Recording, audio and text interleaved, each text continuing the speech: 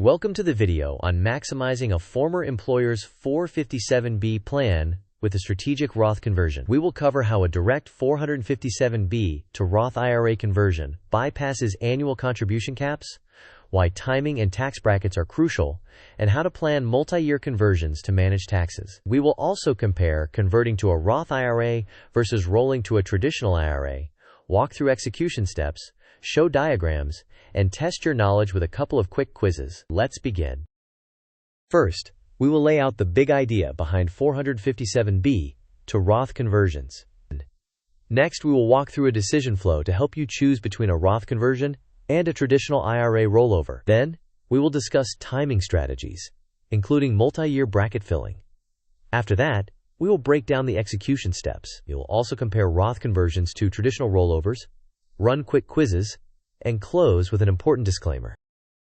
Now that we have our agenda, let us focus on the core idea. A direct 457B to Roth IRA conversion allows you to move significant sums without being constrained by annual IRA contribution limits. The cost is that the entire converted amount is added to your taxable income for the year. Therefore, the conversion can be valuable, but only when the timing aligns with your tax situation. Converting large sums during high-income years is usually expensive. Strategic, multi-year conversions that fill lower tax brackets are typically best practice. Next, let us examine the advantages and trade-offs. On the benefits side, a Roth IRA offers tax-free growth and tax-free qualified withdrawals in retirement, along with no required minimum distributions for the original account owner. There is also greater control over future tax rates and potentially improved estate planning outcomes. On the trade-off side, the converted amount is taxed as ordinary income in the year you convert. This can also influence state taxes, phase-outs, credits, and Medicare premium surcharges. The key is that poor timing may lock in a high tax rate and reduce the value of the maneuver. The diagram shows that if your goal is tax-free growth and your current marginal bracket is low, you consider converting just enough to fill that bracket. If your bracket is high, you either limit the conversion or wait. If your goal is mainly to escape a poor vendor and gain control, rolling to a traditional IRA avoids immediate taxation. Continuing, this flowchart starts with a 457B from a former employer. It first checks whether the plan is governmental or non-governmental. If it is governmental, you can either convert to a Roth IRA, which is taxable in the year of conversion, or roll to a traditional IRA, which does not trigger taxation. If you choose a Roth conversion, you should add a decision node for your current marginal bracket and consider multi-year conversions to fill lower brackets. If the plan is non-governmental, rollovers are generally restricted to another non-governmental 457B, and IRA rollovers are typically not allowed, so attempting a conversion could cause unintended tax consequences. The diagram also notes that while a direct Roth conversion bypasses annual IRA contribution limits, the entire converted amount is taxable. Let us compare the two main routes. A Roth conversion is taxable immediately, but bypasses annual contribution caps and sets you up for tax-free qualified withdrawals with no lifetime required minimum distributions for the original owner. It is best used when you find yourself in a lower tax bracket, possibly during a career break, early retirement, or a low-income year. A traditional rollover incurs no tax at the time of the rollover, preserves tax deferral, and can be a clean way to escape a poor vendor. Required minimum distributions will apply later, but you retain flexibility to convert portions to Roth in future low-tax years. Moving on to timing, you want to target low-bracket windows such as sabbaticals, early retirement, partial year income, the years between retirement and when Social Security or Medicare begins, or years with unusual deductions. Convert just enough to reach the top of your target tax bracket, not more. Be mindful of ripple effects, including state tax, the loss of credits, Affordable Care Act subsidies, and Medicare income-related adjustments. Finally, understand the 5-year rules. After funds enter a Roth IRA, there is a 5-year qualified distribution clock tied to the first Roth IRA that you opened, and a separate 5-year clock per conversion for potential early withdrawal penalties if under age 59.5. To illustrate a multi-year strategy, this timeline shows annual conversion targets from 2025 to 2029. Each year, the goal is to fill the 22% bracket without crossing into a higher bracket. The plan reflects declining salary over time, so conversion room increases. It flags sensitivity to Affordable Care Act subsidies in 2026 and reminds you to monitor Medicare IRA thresholds in 2028. Each conversion starts its own 5-year penalty clock for early withdrawals of that converted amount if you are under age 59.5. Here is a hypothetical example to illustrate bracket filling. The assumptions are simple. A target bracket cap at $100,000, an income that declines over time. In 2025, the adjusted gross income before conversion is $70,000, leaving $30,000 room to the target cap. Converting $30,000 produces an estimated federal tax of about 22%, or $6,600, ignoring other tax effects. Subsequent years show similar logic as income declines, allowing larger conversions. These numbers are illustrative only and do not account for state tax, deductions, credits, or changes in tax law. Now let us walk through execution. First, verify your plan type.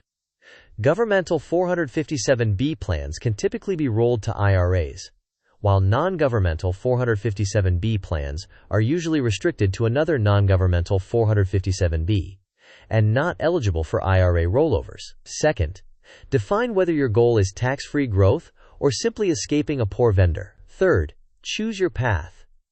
A Roth conversion triggers tax now, while a traditional rollover does not. Fourth, map your tax brackets by estimating your income and deductions and setting a bracket cap. Fifth, create a multi-year plan to fill lower brackets over several years. Sixth, open the necessary accounts. Seventh, request a direct trustee-to-trustee transfer specifying Roth conversion or traditional rollover. Eighth, plan how to pay the tax. Paying from cash preserves more in the Roth. Ninth, track each conversion's 5-year clock. 10th, review annually and adapt to income changes or new tax laws.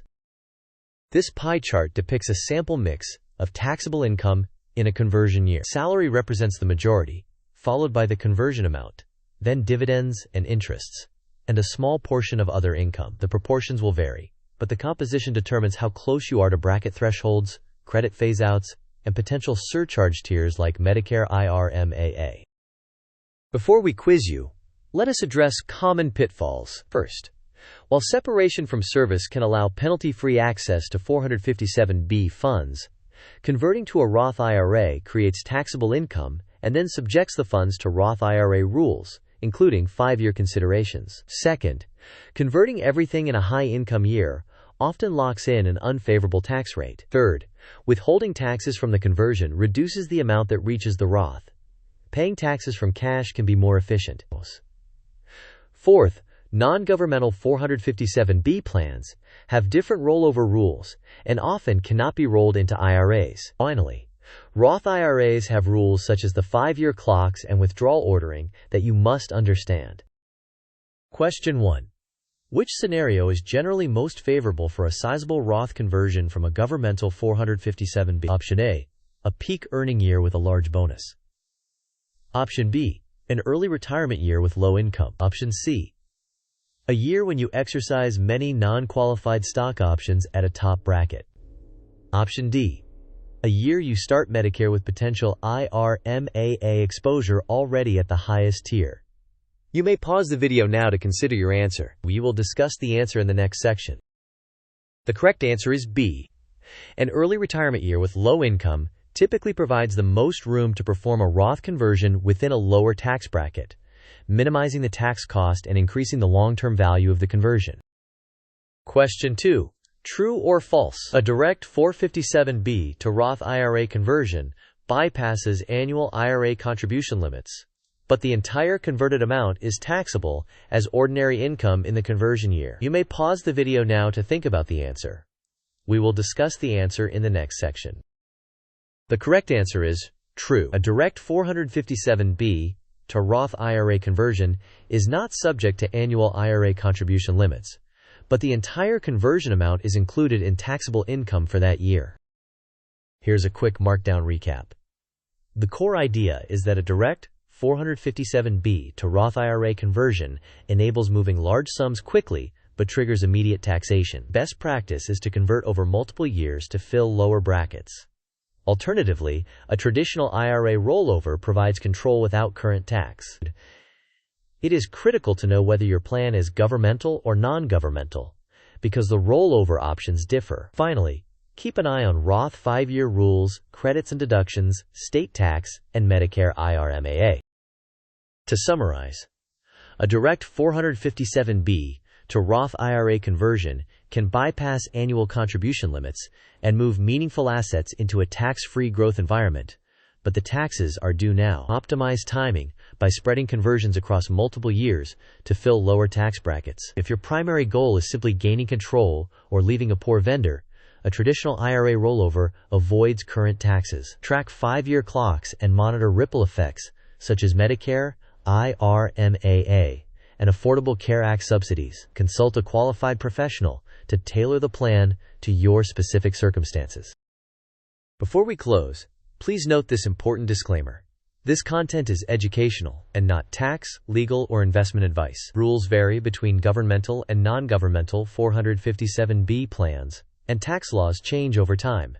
State tax treatment may differ. Always consult a fiduciary financial planner or tax professional with expertise in 457 plans and Roth conversions before making decisions.